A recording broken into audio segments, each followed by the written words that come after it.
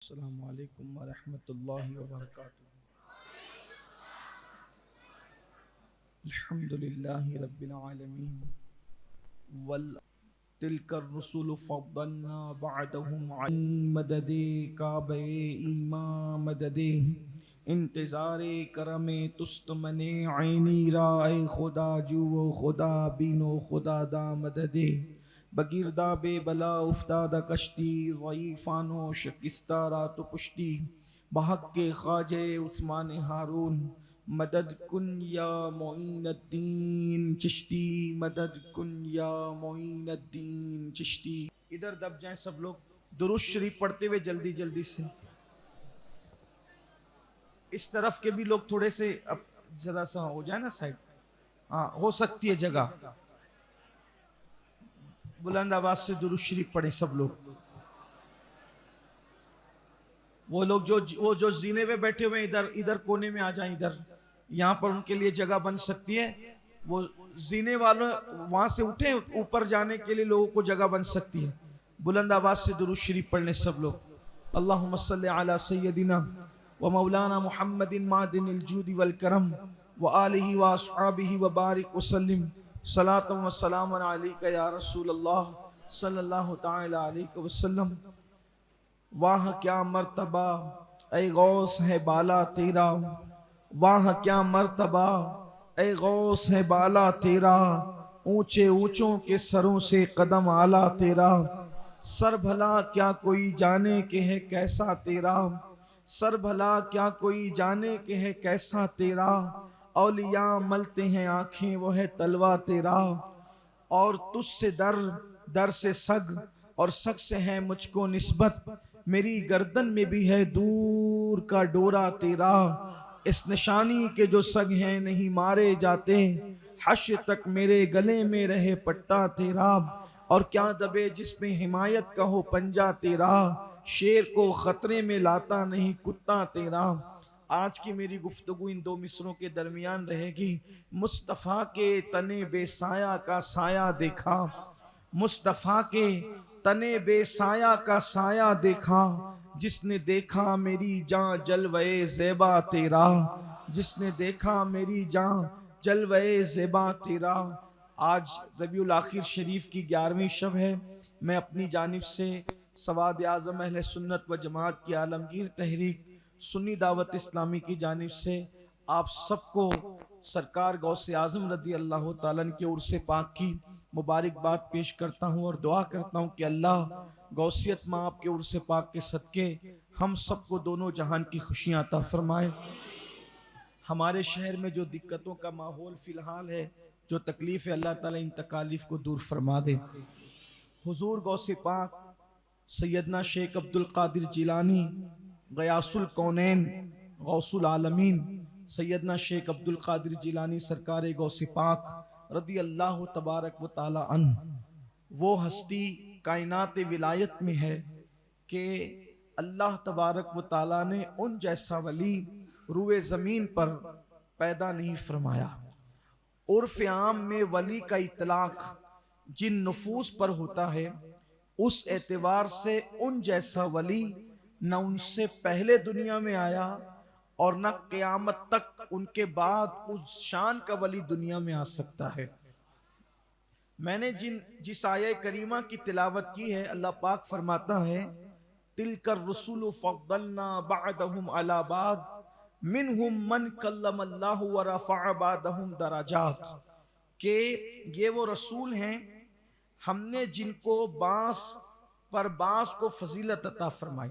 ये वो रसूल हैं हमने जिनमें बांस को बांस पर फजीलत अता फरमाई। बांस तो वो हैं जिनसे हमने कलाम किया, और बांस वो हैं जिनको हमने दर्जो बुलंद किया। इसमें अल्लाह तबारक व ताला ने अंबिया की फजीलत बयान की है कि रसूल तो सब रसूल हैं, लेकिन अल्लाह ने बाज रसूलों पर फजीलत अता फरमाई है।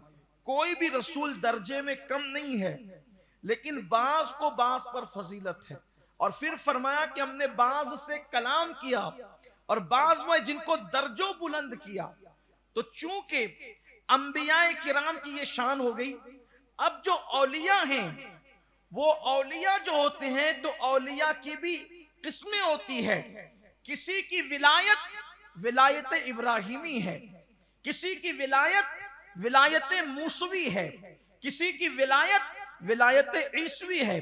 विलायत इब्राहिमी का मतलब क्या, विलायत मूसवी का मतलब क्या, विलायत ईसवी का मतलब क्या? हुजूर गौसे पाक रदी अल्लाह ताला अन्हु खुद फरमाते हैं कि हर वली किसी न किसी नबी के कदम पर होता है। हर वली किसी न किसी नबी के कदम पर होता है। यानी अंबिया की जो अलग अलग शाने हैं, तो जो वली जिस नबी के कदम पर होगा तो उसकी शान की वो झलकियां उस वली में नजर आएगी। जैसे जो विलायत इब्राहिमी पर होगा उसको शान इब्राहिमी की झलकियां अता की जाएगी। जो विलायत मुसवी पर होगा उसको जो है उस नबी की झलकियां अता की जाएगी।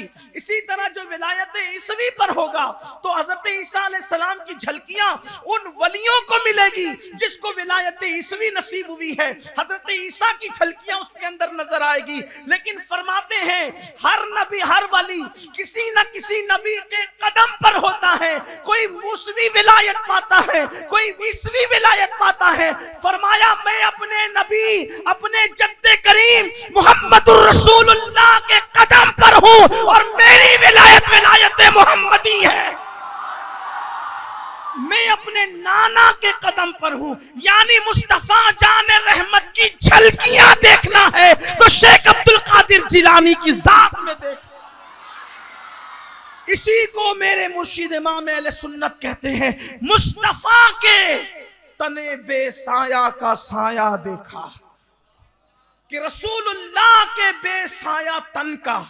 अगर किसी को साया देखना है तो वो गौसुल आजम दस्तगीर को देखे। मुस्तफा के तने बेसाया का साया देखा, जिसने देखा मेरी जान जलवे ज़ेबा तेरा।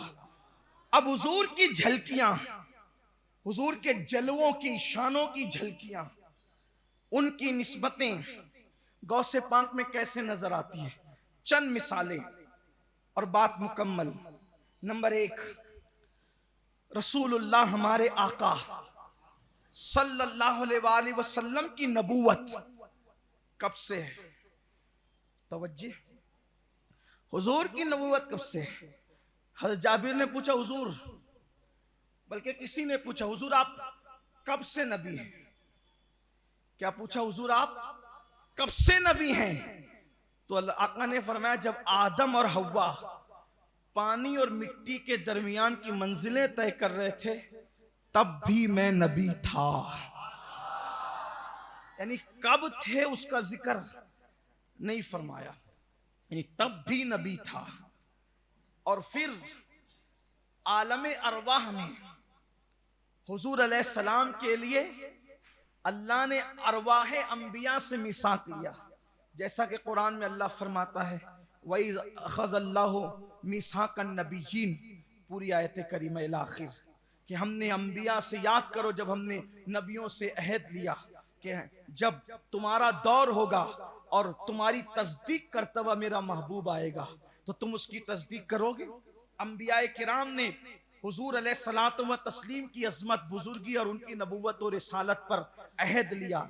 इसको मीसाक कहा गया।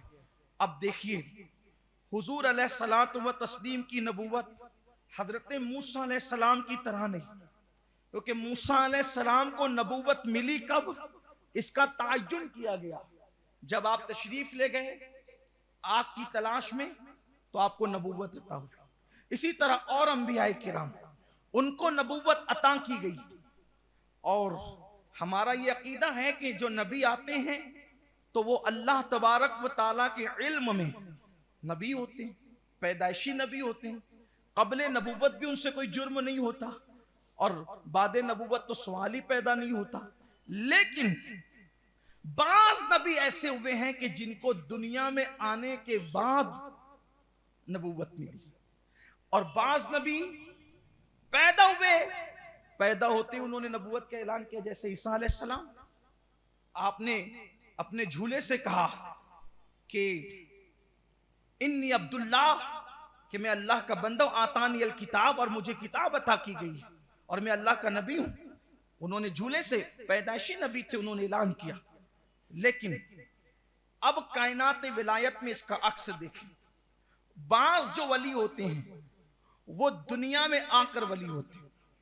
किसी को बचपने में विलायत मिल गई, किसी को जवान होने के बाद विलायत मिली, बल्कि बास तो ऐसे थे कि विलायत से पहले कहीं और थे, फिर तौबा करके विलायत मिली।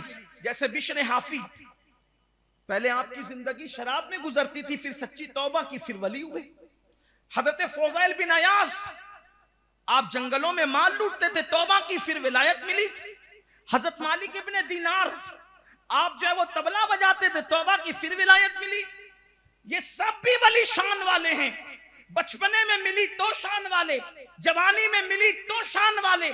इसी तरह कुछ वली ऐसे हैं जो दुनिया में आके वली नहीं होते, बल्कि जो मां के पेट से वली होते हैं और पैदाइशी वली होते हैं। जैसे सरकार गरीब नवाज मां के पेट से वली है, महबूब इलाही मां के पेट से वली है, कुतुबुद्दीन बख्तियार काकी मां के पेट से वली है, साबिर कलयरी मां के पेट से वली है। ये भी शान वाले। बास वली वो जो दुनिया में आके वली होते हैं, बास वली वो जो मां के पेट से वली बनकर आते हैं। गौसे पाक फरमाते हैं हमारी विलायत का सिलसिला आलम अरवाह से जारी है।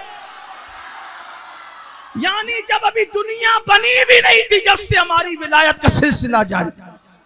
गौस पाक कहते हैं हमारी विलायत का सिलसिला आलम अरवाह से जारी है। इसीलिए गौस पाक मां के शिकम में थे तब भी करामत है। जब आप मां के पेट में थे, आपकी अम्मी को छींक आती थी, आपकी अम्मी को छींक आती थी तो अम्मी कहती थी अल्हम्दुलिल्लाह, तो आप शिकम के अंदर से जवाब देते यरहमुकिल्लाह, आप पर अल्लाह रहम फरमाए, रहमत फरमाए। बल्कि गौसे पाक ने तो मां के शिकम में भी, मां के शिकम से करामतों का ज़ुहूर हुआ। एक मर्तबा आपकी अम्मी जान नमाज पढ़ने में जल्दी फरमा रही थी तो शिकम से आवाज़ आई, अम्मी अल्लाह की इबादत है, जरा इत्मीनान से कीजिए। मां ने सोचा कि इस वक्त मेरी मां कहने वाला कोई नहीं है, ये कौन मुझे कह रहा है। जब ख्याल आया तो आपको शर्मिंदगी हो गई। मां के शिकम में से करामतों का जोर। कुछ लोगों को ये कहानी किससे लगती है, हालांकि हम उनकी तरफ मुतवज्जे नहीं होते। मेरे इमाम ने फरमाया उनके लिए मिट गए, मिट जाएं, मिट गए, मिटते हैं, मिट जाएंगे आदा तेरे, न मिटा है न मिटेगा कभी चर्चा तेरा। और वरफाना लका जिक्र का है साया तुझ पर, जिक्र ऊंचा है तेरा, बोल है बाला तेरा। और जो गौस पाक और वलियों की शान का इनकार करते, बिलखुसूस गौस पाक की, तो कहते अक्ल होती तो खुदा से न लड़ाई लेते, ये घटाए उसे मंजूर बढ़ाना तेरा। तो सरकार गौसियत माप कहते हैं हमारी विलायत आलम अरवा से है। तो देखो मुनासिबत, देखो निस्बत, मुमासिलत नहीं। हमारे नबी की मिसल तो कोई नहीं, मुनासिबत के हुजूर की नबूवत, हुजूर की नबूवत आलम अरवा में भी डंके बज रहे हैं और गौसे पाक की विलायत के डंके। फरमाते हैं आलम अरवा से हमारी विलायत है। ये मुनासिबत हुई। नंबर 2, दूसरी मुनासिबत, जल्दी जल्दी पढ़ते हैं। दूसरी मुनासिबत, हुजूर की आमद से पहले नबी उनके आने के इत्तला देते रहे, डंके बजाते रहे, वो आएगा, वो आएगा, वो आएगा। गौस पाक की विलादत से पहले सैयदुत ताइफा जुनैद बगदादी कहते हैं वो आएगा जो वलियों का सरदार है और कहेगा कि मेरा कदम हर वली की गर्दन पर है। इमाम हसन बसरी कहते हैं वो आएगा जो वलियों का सरदार है और कहेगा कि मेरा ये कदम हर वली की गर्दन पर है। इमाम जाफर सादिक कहते रहे कि वो आएगा जो कहेगा कि मैं वलियों का सरदार और मेरा कदम हर वली की गर्दन पर है। इमाम जाफर सादिक ने जिसकी बशारत दी, इमाम हसन बसरी ने जिसकी बशारत दी, सैयदुत ताइफा जुनैद बगदादी ने जिसकी बशारत दी, हजरत अबू बकर शिबली ने जिसकी बशारत दी, शेख बताही ने जिसकी बशारत दी, ये औलिया अल्लाह काबिर औलिया अल्लाह ने जिसकी बशारत दी। अल्लाह अकबर। अगर एक एक वाक़या वली का पढ़ा जाए तो वक्त होगा, लेकिन मुझे एक बात याद आ रही है, बल्कि खुद सैयदुल अंबिया मुस्तफ़ा जान रहमत सल्लल्लाहु अलैहि वसल्लम ने उनकी बशारत दी। बल्कि हमारे बुजुर्गों ने किताबों में लिखा है, यहाँ तक के लिखा गया है, अल्लाह अकबर, करामात औलिया के अंदर ये रिवायत मौजूद है कि एक मर्तबा मुस्तफ़ा जान रहमत हुजरे फातिमा में तशरीफ लाए और इमाम हसन को चूमने लगे। छोटे भाई इमाम हुसैन की तरफ आज तवज्जो वैसी नहीं है जैसे हमेशा रहती थी, इसलिए कि छोटों पर तवज्जो ज्यादा होती है, लेकिन आज बड़े पर तवज्जो ज्यादा थी। माँ की ममता तड़प गई। माँ ने सवालिया निगाहों से देखा। हुजूर अलैहिस्सलाम गैबदा नबी ने अपनी बेटी की ये कैफियत देखी, उनकी सवालिया निगाहों को देखा तो फरमाया, बेटी तुझे ताज्जुब है कि आज मैं हुसैन को छोड़कर हसन को क्यों प्यार कर रहा हूँ? उसकी वजह क्या है? मामूल के खिलाफ क्यों हो रहा है? बेटी जिब्रील आए थे और उन्होंने कहा, या रसूल अल्लाह, हसन की नस्ल में एक ऐसा शहजादा पैदा होगा कि जो मकाम नबियों में दिया गया आपको, वो मकाम वलियों में उसको दिया जाएगा। गौस पाक की बशारत मुस्तफ़ा जान रहमत दे रहे हैं। और फिर हज़रत अबू साले मूसा जंगी, दोस्तों जो गौसे पाक के वालिद हैं, फरमाते हैं कि मेरे बेटे की पैदाइश से पहले हुजूर मेरे ख्वाब में आके फरमाते हैं, कहा बेटे अबू साले, तेरे घर में एक ऐसा बेटा पैदा होगा जो मेरा भी महबूब और मेरे रब का भी महबूब है, और तेरे नाना को नबियों में जो मकाम मिला है, वलियों में वो मकाम अल्लाह उसको अता फरमाएगा। रसूलुल्लाह की आमद से पहले लोगों ने खबर दी, बड़े बड़ों ने दी। मुस्तफ़ा जान रहमत, देखो मुनासिबत, गौस पाक की आमद से पहले भी डंके बजते रहे, चर्चे होते रहे। तीसरी मुनासिबत, इब्राहिम अलैहिस्सलाम के कई बेटे, 2 बेटे मशहूर। तवज्जो आपकी, आज गौस पाक का उर्स है तो आपको गौस पाक की शान सुनना चाहिए। आज हम तो या गौस कहते कहते ही जिंदगी गुजार देते हैं, अल्हम्दुलिल्लाह। इब्राहिम अलैहिस्सलाम के 2 बेटे, इस्माइल अलैहिस्सलाम और इसहाक अलैहिस्सलाम। ठीक, इस्माइल बड़े बेटे, इसहाक छोटे बेटे। तवज्जो, मुनासिबत, मुस्तफ़ा के तने बेसाया का साया दे। देखो गौस पाक को कैसी निस्बत अपने नाना से है। नवासे तो सब है, बेटे तो सब है, लेकिन वो निस्बत आपको बता रहा हूं जो मुस्तफ़ा के तने बेसाया का साया बन गया है। इशारे में किया जिसने कमर चाक, इशारे में किया जिसने कमर चाक, उसी माह का महे कामिल है या गौस। तो उस माह का, माह कहते चांद को, देखिए कितनी खूबसूरत बात कही इमाम अहले सुन्नत। कहते इशारे में किया जिसने कमर चाक, जिसने चांद के 2 टुकड़े किया है वो भी चांद है। चांद ने चांद के टुकड़े किए, चांद ने चांद के टुकड़े किया, इशारे में किया जिसने कमर चाक, तो उस माह का महे कामिल है या गौस। जिसने चांद के 2 टुकड़े किया है तो उस चांद का भी चांद है, और उसी को दुनिया गौसुल आजम दस्तगीर कहती।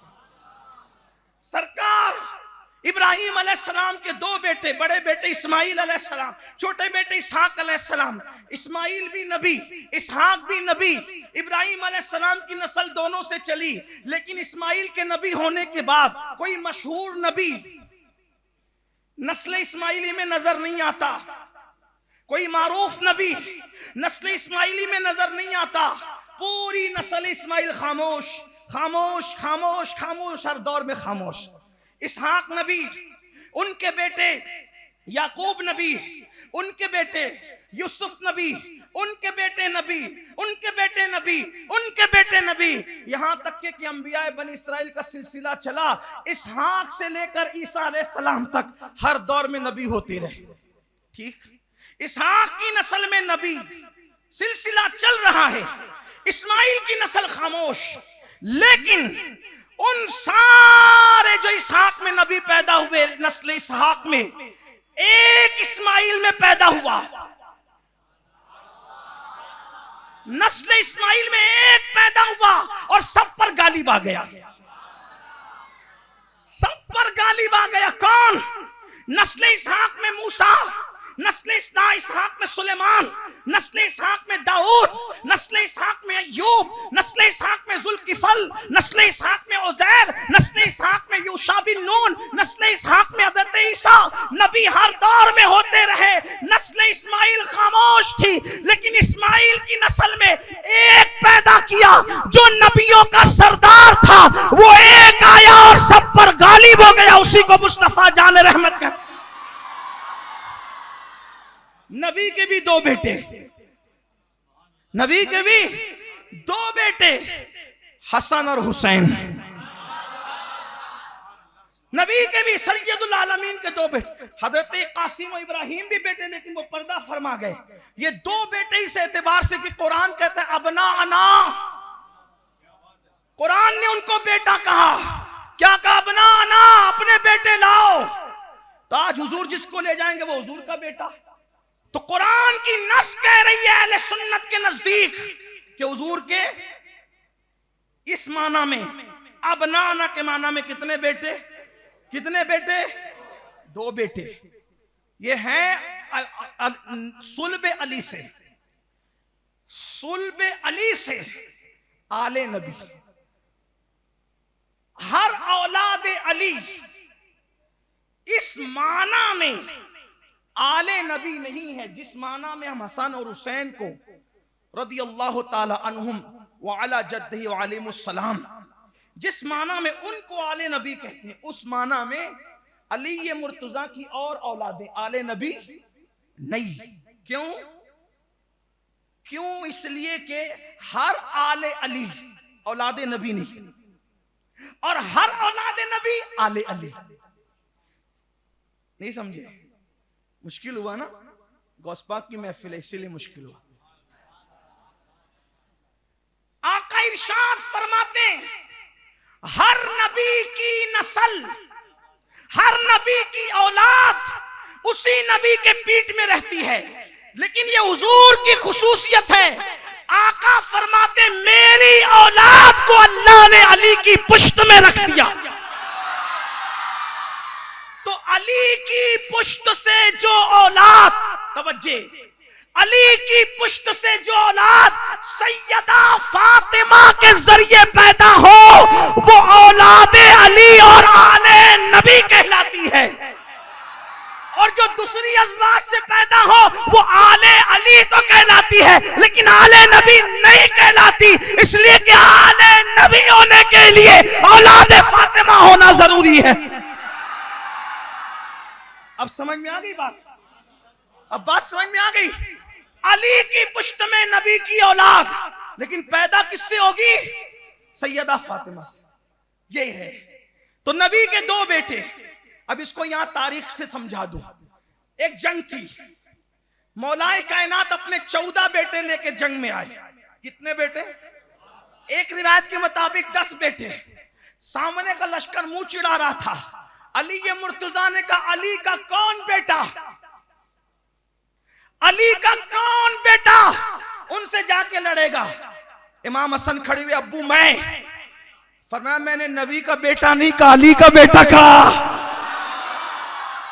औलाद तो मेरी हो। जिस दिन से अबना कहा ना, अबना आना कहा, जिस दिन से अबना आना कहा, उस दिन से तुम नबी के बेटे हो। औलाद मेरी हो, लेकिन हो तो हालांकि पैदा हुए थे तभी से नबी के बेटे। हुजूर ने जब हुजूर आए ना इमाम हसन की पैदाइश में, तो क्या कहा? मेरे बेटे को लाओ।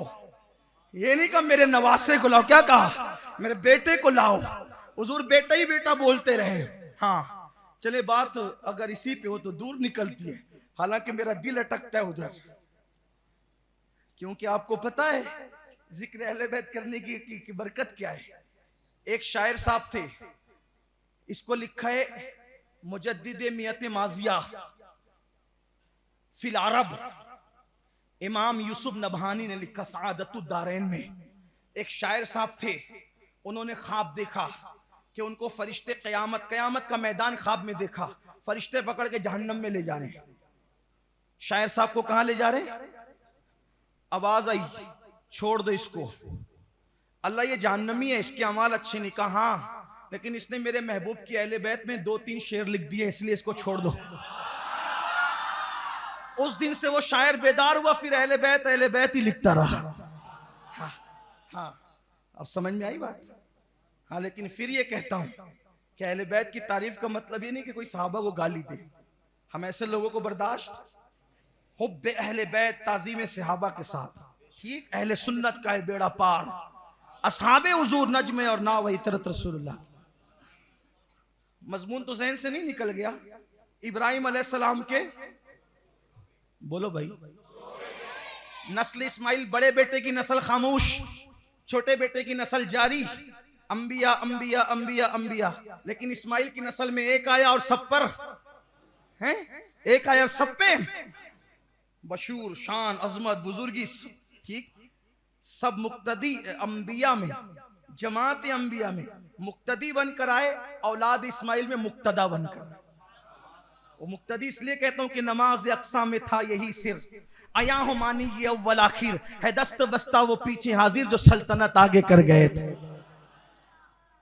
निस्बत देखें, औलाद इब्राहिम 2 से चली, हुजूर के 2 बेटे, इस माना में कितने बेटे, एक हसन और एक नस्ल हसन खामोश। इमाम हसन के बाद अवाम जिसको पहचाने ऐसी कोई मारूफ हस्ती नजर आती है? नाम लो। थे बड़े बड़े पैदा हुए, लेकिन नाम लो, ले सकते हो? चुप हो, बात नहीं समझ रही। नस्ल हसन में किसी बड़ी हस्ती का नाम ले सकते हो? आपके इल्म में है कोई मशहूर हस्ती, बजाहिर मारूफ हस्ती ऐसी नहीं जिसका आवाम जिक्र करे, ठीक? और नस्ल हुसैन में छोटे बेटे से हुसैन इमाम, उनके बेटे ज़ैनुल आबदीन इमाम, उनके बेटे इमाम बाकिर इमाम, उनके बेटे इमाम जाफर सादिक इमाम, उनके बेटे इमाम मूसा काजिम इमाम, उनके बेटे इमाम अली रजा इमाम, उनके बेटे इमाम तकी इमाम, उनके बेटे इमाम नकी इमाम, उनके बेटे इमाम हसन अस्करी। निस्बत देखो, उधर भी छोटे बेटे की नस्ल में अंबिया, इधर भी छोटे बेटे की नस्ल में इमाम, लेकिन बड़े बेटे की नस्ल खामोश, वहां इमाम नजर नहीं आते। लेकिन मुनासिबत देखो, छोटे बेटे के यहाँ नबी पैदा होते रहे, लेकिन बड़े के यहाँ एक पैदा किया और वो सब पर गालिब आ गया। इधर छोटे के यहाँ इमाम इमाम इमाम इमाम पैदा किया, वहां नस्ल हसन खामोश थी, लेकिन एक पैदा किया और वलियों का सरदार बनाकर पैदा। मुनासिबत देखो, निस्बत देखो, निस्बत देखो। बड़े बेटे की नस्ल खामोश थी, एक पैदा किया सैयदुल अंबिया बनाकर, और यहाँ बड़े बेटे की नस्ल खामोश थी, एक पैदा किया सैयदुल औलिया बनाकर। अगरचे उन इम्मा, इमाम ज़ैनुल आबदीन से इमाम हसन अस्करी तक, उन इम्मा पर मैं गौस पाक को फजीलत नहीं देता, ना फजीलत दे रहा हूं, ये जुरत कर भी नहीं सकता, लेकिन बात सरदारी की कर रहा हूं। देखो निस्बत देखो, और तवज्जो करें और आगे बढ़े। हर नबी की उम्मत में मेरे नबी का फैजान जारी है, ठीक? हर नबी की उम्मत में मेरे नबी का फैजान जारी, चर्चा जिक्र। हर वली के सिलसिले में गौस पाक का फैजान जारी, चिश्तियों को उनका फैजान। हालांकि सबूत के तौर पे रिवायतें पढ़ सकते हैं, लेकिन टाइम इजाजत नहीं देता, सिर्फ निस्बतें इशारे करके, जिसको पढ़ना हो किताबों में जा करके पढ़े, लेकिन इशारे दे रहा हूं। हर नबी के उम्मत में सैयदुल अंबिया का फैजान जारी, हर वली के सिलसिले में गौसुल आजम दस्तगीर का फैजान जारी। देखो चिश्तियों में उनका फैजान, चिश्ती सिलसिले में उनका फैजान, नक्शबंदी सिलसिले में उनका फैजान, रफाई सिलसिले में उनका फैजान, दसूकी सिलसिले में उनका फैजान, तबकाती सिलसिले में उनका फैजान, शाज़ली सिलसिले में उनका फैजान। और अहले सुन्नत का इमाम उसको यूं बयान करता है, मजरे चिश्त बुखारा वो इराक व अजमेर। मैं आपको आज नहीं कहूंगा कि बोलो सुभान अल्लाह, ये तो कादरियों का इम्तिहान है कि अपने मुर्शिद की शान सुन के कौन चुप रहता है। मजरा कहते हैं खेती को, मजरा क्या कहते हैं? खेती को। अब इमाम कह रहे हैं कैसा कादरी था वो, फना फिल गौस, क्या शान बयान के कहते हैं मजरे चिश्त, क्या चिश्तियत की खेती हो। बुखारा वो इराक व अजमेर, यहां बुखारा से मुराद नक्शबंदियत है, चिश्त से मुराद चिश्तियत, बुखारा से मुराद नक्शबंदियत हजरत बाउद्दीन नक्शबंद है, और इराक से मुराद सिलसिले सोरवर्दिया या रफाइया ले लीजिए। अब कहते हैं मजरे चिश्त बुखारा वो इराक व अजमेर, कौन सी किश्त पे बरसा नहीं झाला तेरा, कौन सी किश्त पे बरसा नहीं झाला तेरा। देखो हर नबी की उम्मत में मेरे नबी का फैजान, हर वली के सिलसिले मेरे गौस का फैजान।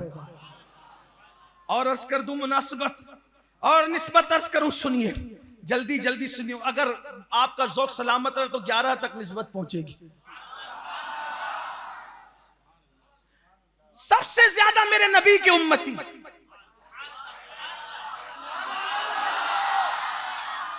सबसे ज्यादा मेरे नबी की उम्मती, मुस्तफा जाने रहमत ने फरमाया क़यामत के दिन 120 सफ़े होगी, क़यामत के दिन 120 सफ़े होगी, 80 सफ़ सिर्फ मेरी उम्मत की होगी और 40 सफ़े दूसरे अंबिया की उम्मत की होगी।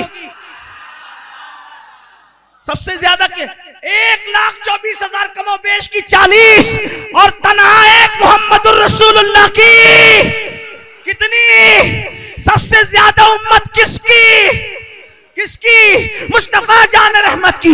तो सबसे ज्यादा उम्मती सैयदुल अंबिया के हुए और सबसे ज्यादा मुरीदीन सैयदुल औलिया हुजूर गौसे पाक के। डायरेक्ट इनडायरेक्ट लोग कादरी हैं, देख लो। शेख शहाबुद्दीन सोरवर्दी, सोरवर्दी सिलसिले के बानी है लेकिन वो भी कादरी है। मौलाना जलालुद्दीन रूमी, शम्स तबरेज, ये सब कादरी लोग हैं। कितनों का नाम लूं, सबसे ज्यादा पूरी दुनिया में कादरी, सबसे ज्यादा पूरी दुनिया में कादरी, देख लीजिए। हालांकि हम हिंदुस्तानी पैदा होते ही चिश्ती हैं, हम सिलसिले के तासुब में नहीं है, लेकिन अल्हम्दुलिल्लाह हम मुरीद है कादरी, लेकिन खिलाफत के एतबार से चिश्ती, नक्शबंदी, सोहरवर्दी है। ठीक है, देख लिया मुनासिबत, बहुत से सबूत पढ़े जा सकते हैं, वक्त होगा तो हम किसी महफिल में इसकी तशरीह करेंगे। फिर आप देखिए एक और मुनासिबत,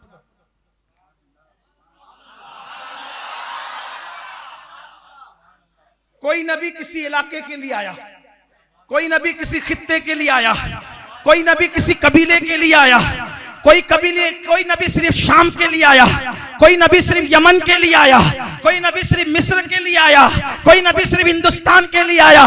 ऐसा कोई नबी मेरे नबी से पहले नहीं आया जो तमाम आलमीन का नबी बनकर आया हो, जो इंसानों का भी नबी हो, जो इंसानों का भी नबी हो, जो जिन्नात का भी नबी हो, जो फरिश्तों का भी नबी हो। इस पर बातें की जाती है। अल्लाह अकबर, जो शाम वालों का नबी था, यमन वाले उसको नहीं पहचानते थे, जो यमन वालों का नबी था, शाम वाले उसको नहीं पहचानते थे, लेकिन अल्लाह अकबर, जब मेरे नबी आए तो तमाम आलमीन के लिए नबी बनकर आए और फरमाया लोगों मैं तुम सब के लिए नबी बनाकर भेजा गया हूं। हुजूर की नबी नबूवत आफा की, हुजूर की नबूवत, अल्लाह अकबर, हर तमाम इंसानों के लिए, हुजूर जिन्नात के भी नबी, हुजूर फरिश्तों के भी नबी, आखिरी नबी सबके नबी, आखिरी नबी। मुनासिबत देखो मेरे मुर्शिद गौस पाक को। ज़ुब्दतुल आसार में शेख अब्दुल हक मुहद्दिस दहलवी ने लिखा और तुर्दुर रफ़ाई में इमाम अहले सुन्नत सैयदी आला हजरत ने लिखा। क्या लिखा? लिखा क्या? ज़ुब्दतुल आसार में मुहक्किक अल-इत्लाक शेख अब्दुल हक मुहद्दिस दहलवी लिखते हैं कि गौसे पाक ने फरमाया इंसान है, इंसानों के भी पीर हैं, जिन्नात है, जिन्नातों के भी पीर हैं, फरिश्ते हैं, फरिश्तों के भी पीर हैं। वाना शेखुल कुल, और मैं सबों का पीर हूं। गौस पाक इंसानों के भी पीर, गौस पाक इंसानों के भी पीर, गौस पाक जिन्नातों के भी पीर, गौस पाक फरिश्तों के भी पीर। एक साहब ने मुझसे कहा क्या वो फरिश्तों के पीर है तो क्या फरिश्ते भी कादरी होंगे? मैंने कहा तू क्यों जलता है? मैंने अपनी मर्जी से गढ़ के कहा, शेख अब्दुल हक से जाके लड़ा। अरे तफसील है फरिश्तों में भी मरातिब की, जैसे इंसानों में मरातिब की तफसील है, फरिश्तों में भी चाहे वो तफसील है। आम फरिश्ते आम मोमिन से अफजल नहीं है, आम मोमिनों का मर्तबा आम फरिश्तों से अफजल है। तो थोड़ा सा जरा इल्म की तरफ भी झांक लो। गौस पाक कहते हैं मैं इंसानों का भी पीर, मैं जिन्नातों का भी पीर, और मैं फरिश्तों का भी। आप सोचे ना, मैंने 2 किताबों का हवाला दिया, जुब्दतुल आसार फी तलखीस बहजतुल असरार, किसने लिखा? शेख अब्दुल हक मुहद्दिस ने। और वो फरिश्तों के पीर कैसे थे? जिसका बचपना ऐसा हो। किसी ने पूछा हजरत आपको कैसे पता चला कि आप अल्लाह के वली है? फरमाया मैं बच्चा था, मदरसा जाता था, तो फरिश्ते मेरे साथ चलते थे, मदरसे तक मुझे पहुंचाने के लिए आते थे, और दूसरे बच्चों से कहते थे उठो उठो अल्लाह के वली को जगा दो। बचपन में जिसकी फरिश्ते खिदमत करे वो कौन है? इसीलिए मौलाना जमीलुर रहमान कहते हैं फरिश्ते मदरसे तक, फरिश्ते मदरसे तक साथ पहुंचाने को जाते थे, फरिश्ते मदरसे तक साथ पहुंचाने को जाते थे। ये दरबारे इलाही में है रुतबा, ये दरबारे इलाही में है रुतबा। गौसे आजम का क्या शान है मुर्शिद गौस पाक की। जिन्नात के पीर हैं, जिन्नात भी आपके मुरीद। और निस्बत बताऊं आपको, हुजूर के पसीने से खुशबू आती थी, हुजूर के बदन पे मक्खी नहीं बैठती थी। हुजूर अलैहिस्सलाम जब वो बौलो बराज करते थे, बौलो बराज यानी इस्तिंजा करते थे, जब बौलो बराज करते थे तो हुजूर अलैहिस्सलाम के फुज़लात मुबारका को किसी ने जिंदगी में देखा नहीं देखा। क्यों? उसको जमीन निगल जाती थी और वहां बीनी बीनी खुशबू आती।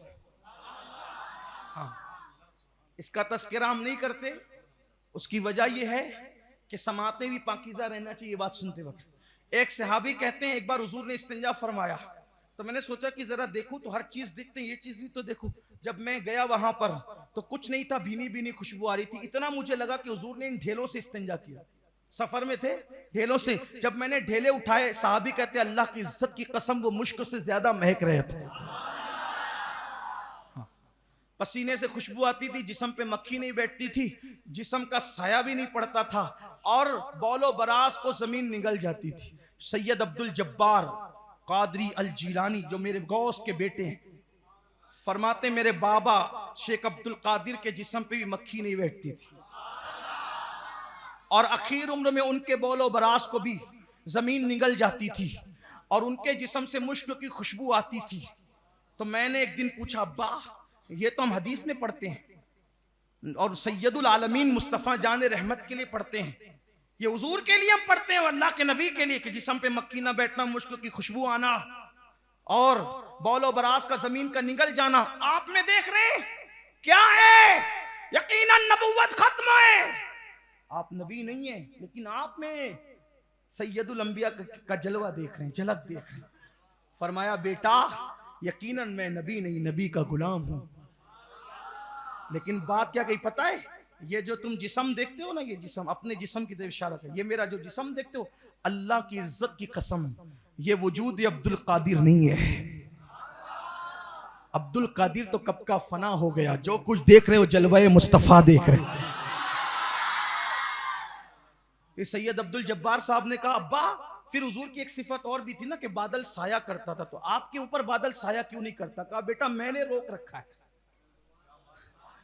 मैंने रोक रखा है कि कई लोगों को मुगालता ना हो जाए। फरमाते मैंने रोक रखा है कई लोगों को मुगालता ना हो जाए। आइए एक निस्बत और बयान कर दूं। जब मेरे रसूल ने रोजे पे रोजे रखे लगातार, जिसको सौमे विसाल कहते हैं, है ना, तो कुछ लोगों ने भी रखा, ठीक। फिर हुजूर ने देखा कि उनके चेहरे पीले पड़ते हैं, तो क्या कहा? अय्युकुम मिस्ली, तुम में कौन मेरी तरह है। इस पर रबीउल अव्वल शरीफ में बहुत लंबा चौड़ा बयान हुआ। अब सिर्फ इशारा देना है, अगर कोई मुगालता हो तो भाई बात कर लेना आके, वरना लोग कहेंगे कि देखो अपने मुर्शिद की अपने पीर की कैसी बड़ा चढ़ा के कर रहे हैं। मैं कहा हमारे यहाँ ही ऐसे बड़े चढ़े कि हमें बढ़ाना ही नहीं पड़ता।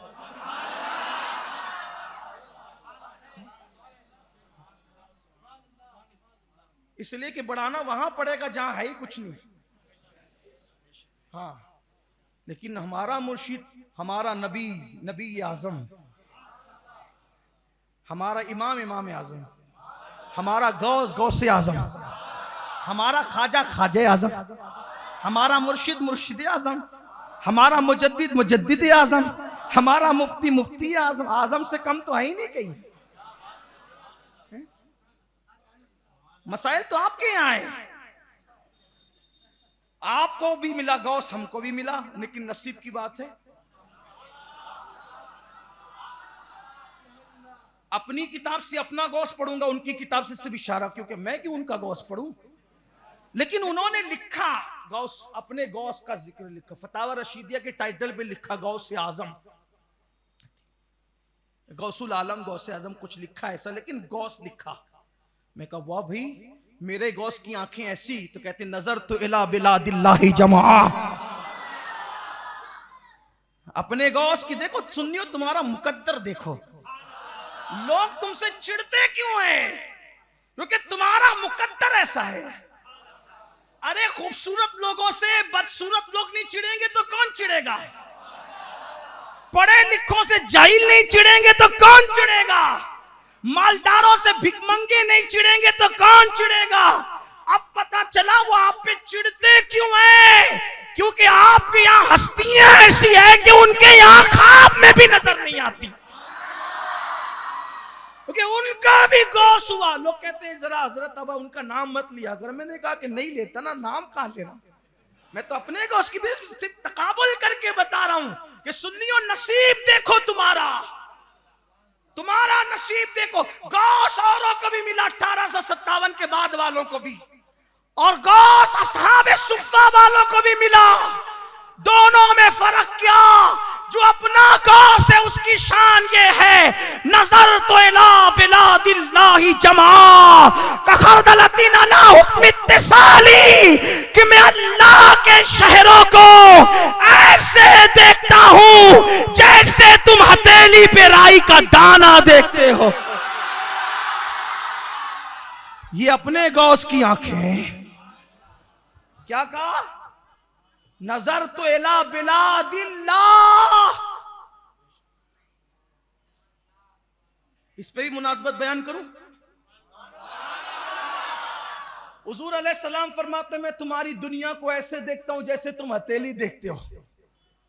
नाना कह रहा है मैं हथेली देख की तरह दुनिया देखता हूं, और नवासा कह रहा है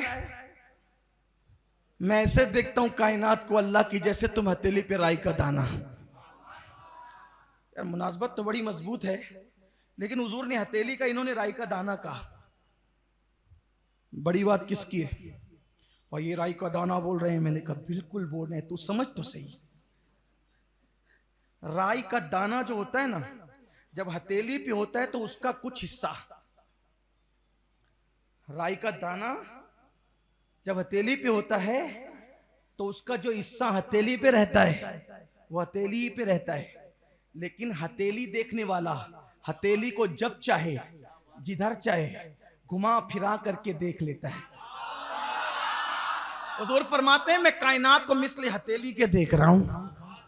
और मेरे इमाम कहते हैं शश जहत समत मुकाबिल, शबो रोज एक ही हाल, धूम व नज्म में है आपकी बीनाई की। इस पर सिर्फ सुभान अल्लाह कह दो, ये समझने की बात नहीं आपकी। हाँ, लेकिन जो आते हैं प्रोग्राम में वो समझ गए। शश जहत 6 सम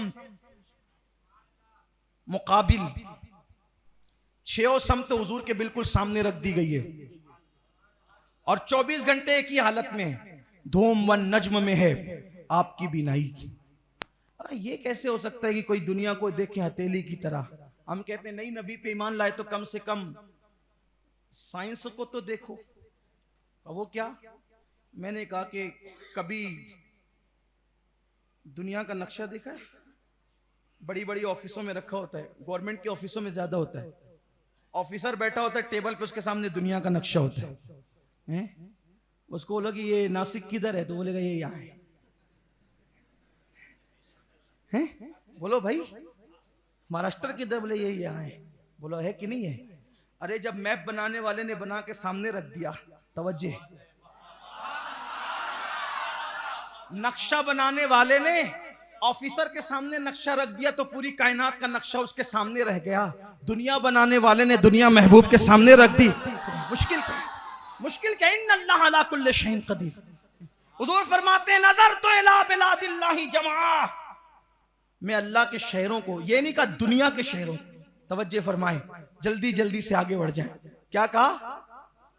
बोलो अल्लाह के, अल्लाह दुनिया के शहरों को नहीं। अगर दुनिया के शहरों को कहते तो हम समझते कि दिल्ली देख रहे हैं, मुंबई देख रहे हैं, नासिक देख रहे हैं, पीलीभीत देख रहे हैं, बरेली देख रहे हैं, महारेरा देख रहे हैं, केछौजा देख रहे हैं, इराक देख रहे हैं, ईरान देख रहे हैं, ये देख रहे हैं।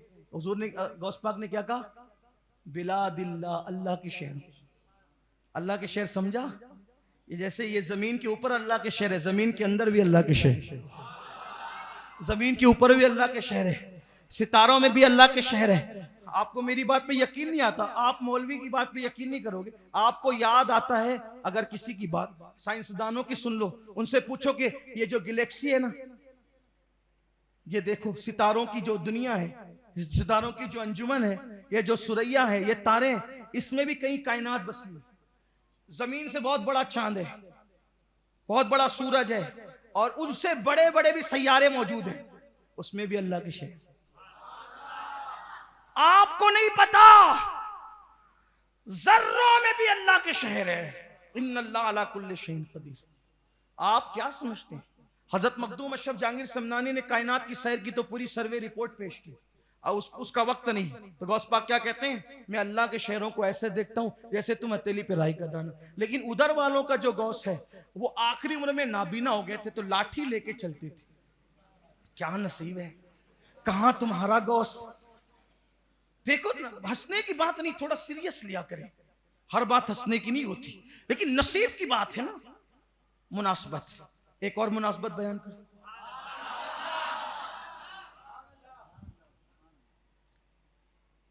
मुनासबत बयान।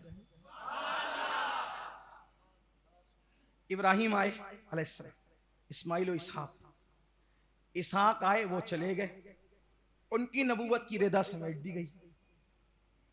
उसके बाद यूसुफ आए, उनकी नबूवत के चर्चे हुए, रिदाए नबूवत समेट दी गई, है ना।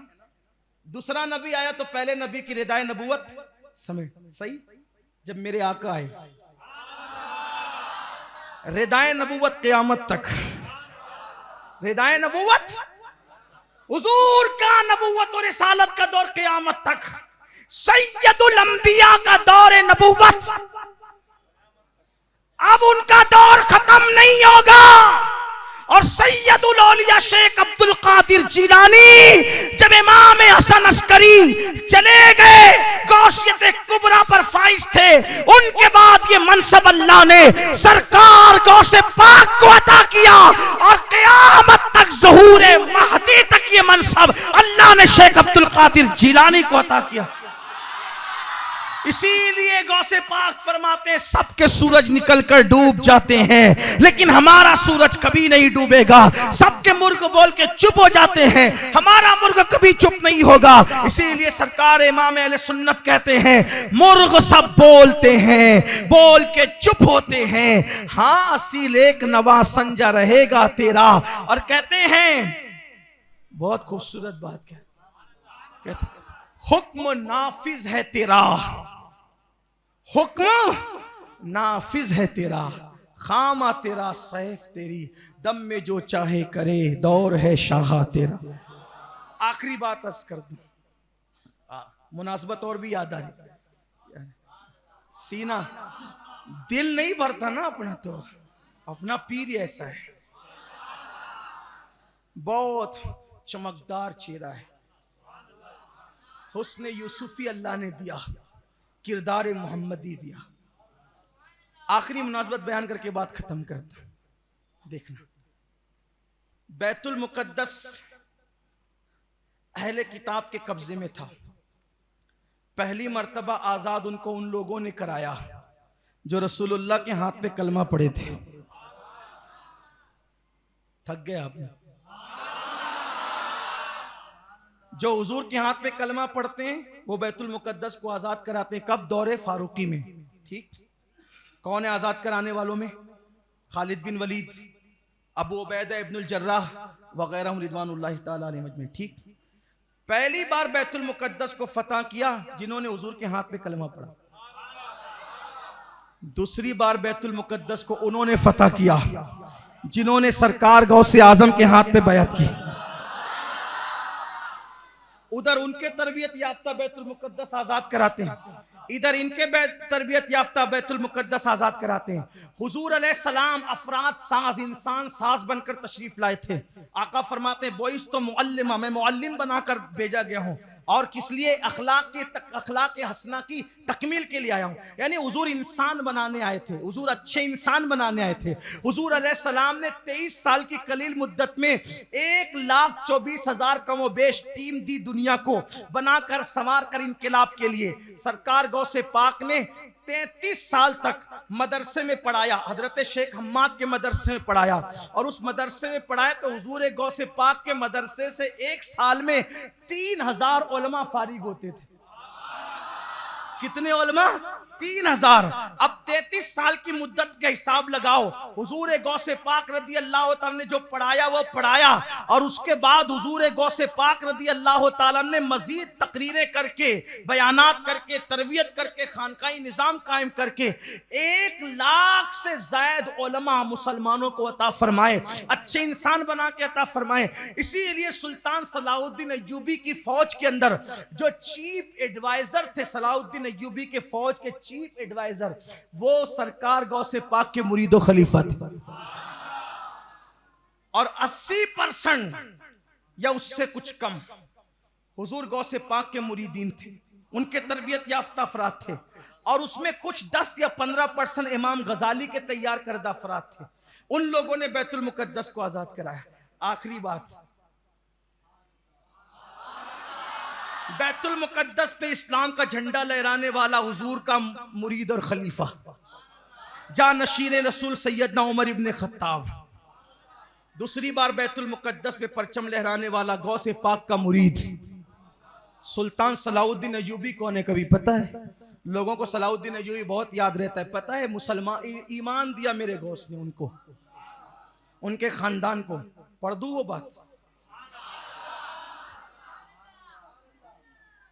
एक बार एक राहिब बगदाद शरीफ आया, और बगदाद शरीफ आकर, ये राहिब कहते हैं ईसाइयों के मजहबी पेशवा को, उनके मजहबी रहनुमा को राहिब कहते।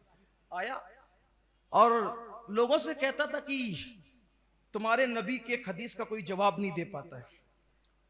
तो लोग गौस पाक के पास है। गौस पाक बहुत बड़े आलिम थे, अदीब, खतीब, मुफ्ती, मुज्तहिद। कुछ लोग ये भी कहते हैं, ये बात मेरे कानों में सुनने आ रही, पता नहीं लोगों को क्या हो गया, वो मुजद्दिद नहीं थे। अल्लाह के बंदो, उनको मुजद्दिद के तराजू में क्यों तोलते हो?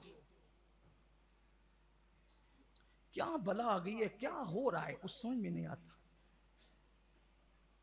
अरे थे नहीं थे, तू क्यों उसके अंदर जो है वो अपना बीच में मुंह डालता है? अपनी औकात के मुताबिक हम बात करें, अपनी हैसियत जितनी बड़े आकाओं को तोलना ना अपना क्या करते हैं लोग। हुजूर गौसे पाक के कदमों में हजारों मुजद्दिद, हजारों मुजद्दिद की बात कर रहा हूं, हालांकि हजारों हुए नहीं, हजारों मुजद्दिद। क्यों? इसलिए कि मुजद्दिद हर सदी में आएगा। मुजद्दिद उसको कहते हैं जो दीन की तजदीद करे। तजदीद का मतलब कपड़ा मैला हो गया, धो दे, नया कर दे, मैले को धुला कर दे, पुराने को नया कर दे। क्या है ये? पुराने को नया करने वाला, पुराने को नया करने वाला। और कयामत तक मुजद्दिद आएगा लेकिन दीन को जिंदा करने वाला मुहियुद्दीन है। अब कयामत तक कोई मुहियुद्दीन आ नहीं सकता। इसीलिए तो गरीब नवाज कहते हैं कि ईसा ने मुर्दा जिंदा किया, अब्दुल कादिर ने दीन जिंदा किया। इसीलिए लोग अब्दुल कादिर को मुहियुद्दीन कहते हैं। मुजद्दिदे दीन तो कयामत तक आएंगे, लेकिन मुहियुद्दीन अब कभी नहीं। कहां मुहियुद्दीन और कहां मुजद्दिदे दीन। ऐसी बात ना करो, इस तरह की बात न किया करो। तो बात दूर निकली। क्या अर्ज कर रहा था कि एक राहिब आया ईसाई, और उसने कहा एक सवाल का जवाब कोई दे नहीं पा रहे। लोग आए गौस पाक की, क्या बात है? बोले एक हदीस है कि मेरी उम्मत की औलिया बनी इसराइल के अंबिया की तरह है। उलमा उम्मती का अंबिया बनी इसराइल। ठीक, अंबियाए बनी इसराइल, मेरी उम्मत के उलमा बनी इसराइल के अंबिया की तरह है। तो कहा इसका पूछना है कि ये कौन सा तुम्हारा आलिम, मुझे जरा लाओ गौस पाक के सामने, ये हदीस समझाओ। का मतलब क्या चाहता है तू? का बनी इसराइल के अंबिया की तरह तुम्हारी उम्मत मोहम्मदिया के उलमा। का इससे मुराद हर आलिम नहीं है, आलिम रब्बानी है ना। और वो सबके पास पहुंचा था, जाहिर वालों के पास भी, इसलिए उसको जवाब नहीं मिल पाया। लेकिन आया किसके पास? आलिम रब्बानी के पास है। ठीक, इससे मुराद इमाम गजाली ने औलिया अल्लाह भी लिया है।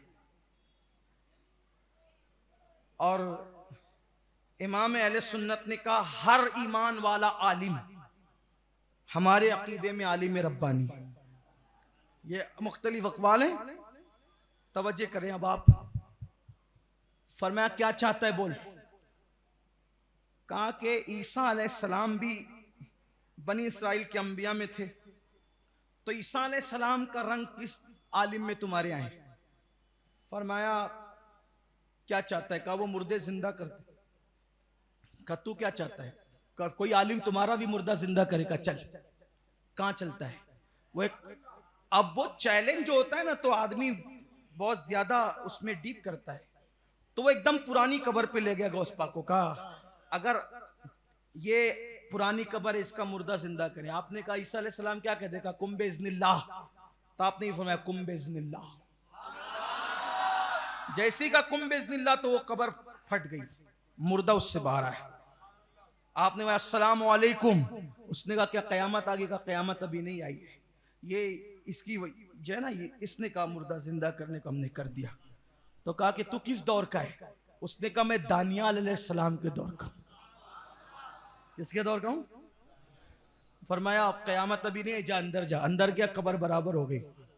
अब वो राहिब मुसलमान हुआ, तो उसके साथ जितने लोग थे वो सब मुसलमान हुए। उन्हीं मुसलमान होने वालों में सलाहुद्दीन अय्यूबी के अब्बा भी थे, और वो फिर गौस पाक के मुरीद हुए। जब सलाहुद्दीन छोटे से थे तो गौस पाक के पास लाए, हुजूर इसको भी मुरीद कर लो, मेरे बच्चे को ही मुरीद। उनके बाप भी कादरी थे, वो भी कादरी थे, और सलाहुद्दीन अय्यूबी तो डबल कादरी थे, क्योंकि बचपने में गौस पाक के मुरीद हुए थे। तो जवान होने के बाद गौस पाक के साहबजादे उनसे कहा कि हजरत एक बार और मुरीद कर लो। पहला बच्चा था, अब जवान हो गया, अब समझदार हो गया हूं, अब आपके वालिद तो पर्दा फरमा गए मुर्शिद गौस पाक, तो आप भी मुरीद कर लो। तो बचपने में जबकि छोटी उम्र थी सलाहुद्दीन की, देखो बच्चों को अल्लाह वालों से मिलाया करो, पता नहीं किसका हाथ बिगड़ी बना दे। हाँ, दुआएं बहुत काम करती, इसलिए अपने बच्चों को अल्लाह वालों के पास ले जाया करो और उनसे दुआ दिलवाया करो। तो सलाहुद्दीन के वालिद ने कहा हुजूर इसके लिए दुआ कर दो।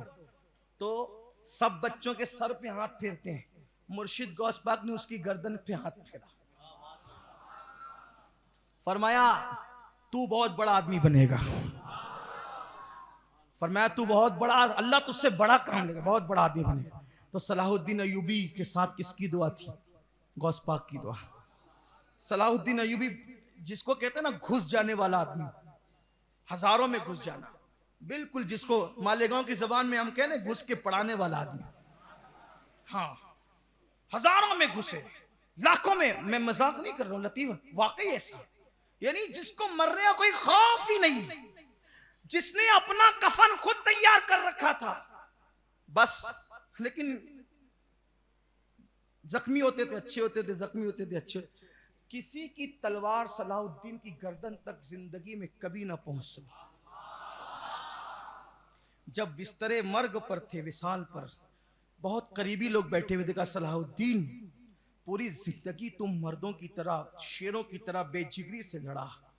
पीठ पे घाव आए, पेट पे आए, सीने पे आए, हाथों पे, पैरों पे, लेकिन तेरी गर्दन कभी नहीं कटी। सलाहुद्दीन ने कहा, कैसे कटती?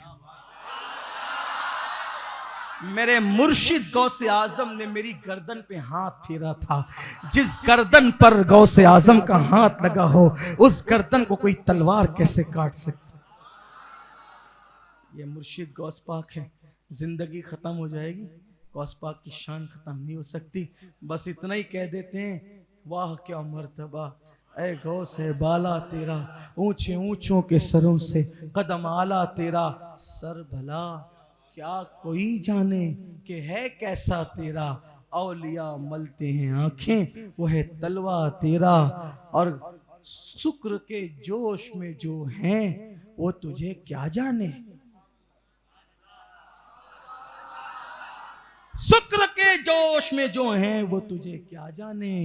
खिज्र के होश से पूछे कोई रुतबा तेरा। हो सके तो गौस पाक के सिलसिले में किसी अच्छे पीर के जरिए कादरी सिलसिले में दाखिल हो जाना, आपको जो भी मिले। गौस पाक कहते हैं, जो मेरा मुरीद हो जाता है, जो मेरा मुरीद, जो मुझसे मोहब्बत करने वाला मेरा मुरीद हो जाता है, फरमाया गौस पाक ने, मैं उसकी दुनिया में भी हिमायत करता हूं और क़यामत के दिन भी उसकी हिमायत करूंगा।